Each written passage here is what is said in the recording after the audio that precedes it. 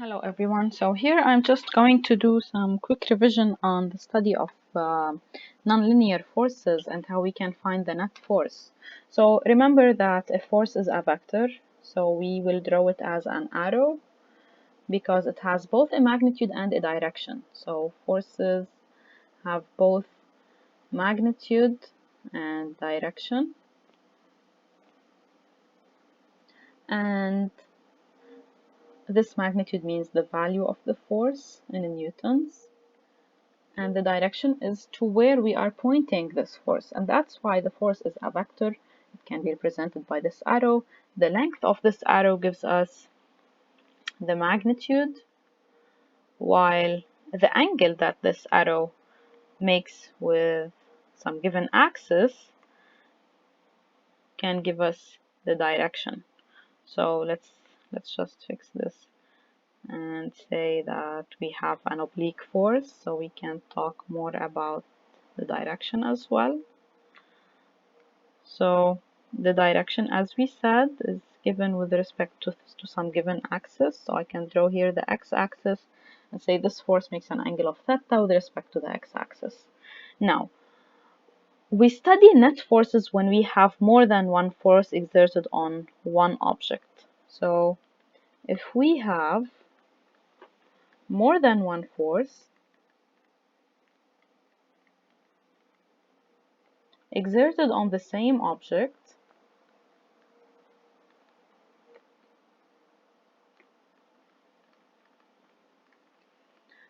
we can find the net force or the total force acting on this object.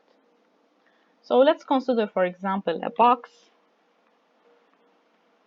So maybe I have a surface here and there's a box on top of it, and there is a force F1 exerted on this box and another force F2 exerted on this box. Let's assume two people are just pushing this box in the same direction.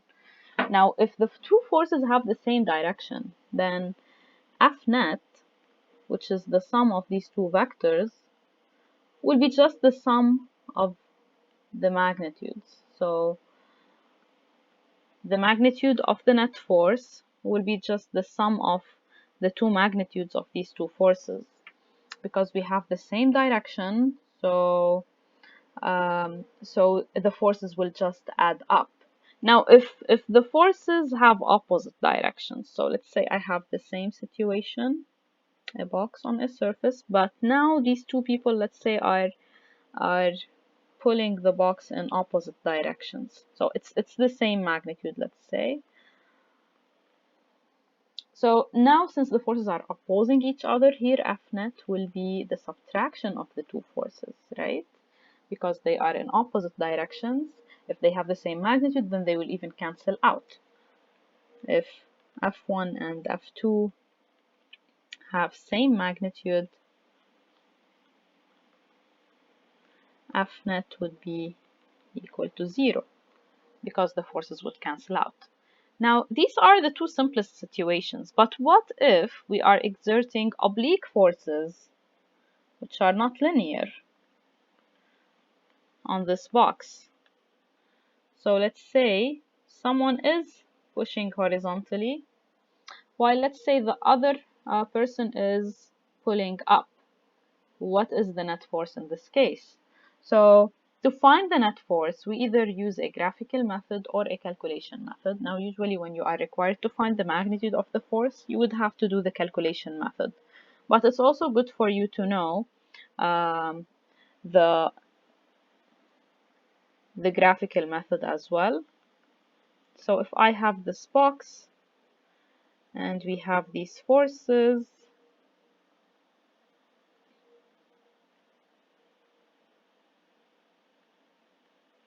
then the net force will be the diagonal of the parallelogram formed by these two forces.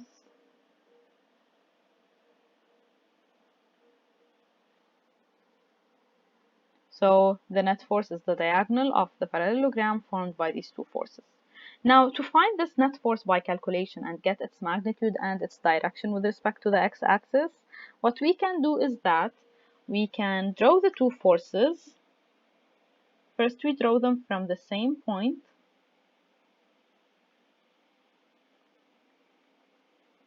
And then we draw an x and y axis, and we look for the x and y components of every force. Because if we find the x components of each force, we can just add these two values to get the x component of the net force that we are looking for. So the two forces here, F1 and F2, we can look for their x and y components. The x components of the above forces tell us that F1x is F1 itself, because the force is along the x-axis, while F2x is 0 because F2 is along y, so it will have no x component. And so we can now find the net force along x. It will just be F1x plus F2x, which is F1 itself, because it's F1 plus 0, and this gives us F1. We can do a similar study for the y components. F1y will be 0 because F1, as you can see here, it's along the x-axis, so it will not have a y component. So F1y is 0, F2y is F2 itself, and Fnet is F1y plus F2y, which is 0 plus F2, and this is F2 itself. So this is Fnet along the y-axis, and this is along x. Now, to find the magnitude of the net force itself, which we have already drawn here, we have drawn this net force. We said it's the diagonal of this parallelogram. Now we want its magnitude, we want its value. We found its x and y components, but we are looking for the length of this force.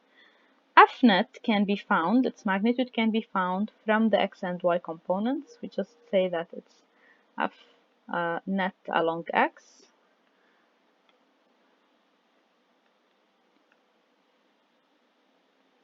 squared plus the y component squared, so Fnet y squared. The square root of these two will give us the net force. So here it's basically radical F1 squared plus F2 squared.